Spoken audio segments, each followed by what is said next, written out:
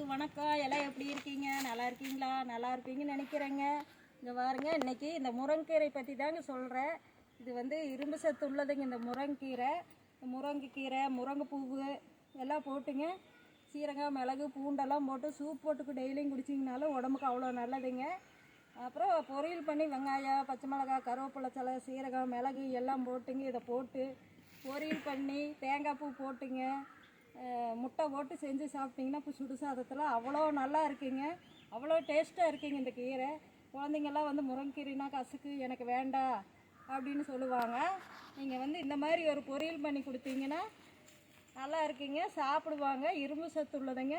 தலைமுடி நல்லா வளருங்க. இதுக்கு தலைமுடி அடர்த்தி ஆகும். இது வந்து அவ்வளோ ஒரு நல்ல மருத்துவ குணம் உள்ளதுங்க. முருங்கீரை வாரத்தில் 2 நாள் சூப்பாவோ இல்லை முருங்கீரையோ சேர்த்துக்கிட்டோம்னா நம்ம உடம்புக்கு ஆரோக்கியத்தை கொடுக்குங்க. அவ்வளோ நல்லா இருக்குங்க. வீடியோ பிடிச்சிருந்துங்கன்னா லைக் பண்ணுங்கள், ஷேர் பண்ணுங்கள், சப்ஸ்கிரைப் பண்ணுங்கள், எல்லாருக்கும் ஷேர் பண்ணி விடுங்க, கமெண்ட் பண்ணுங்கள். நன்றி.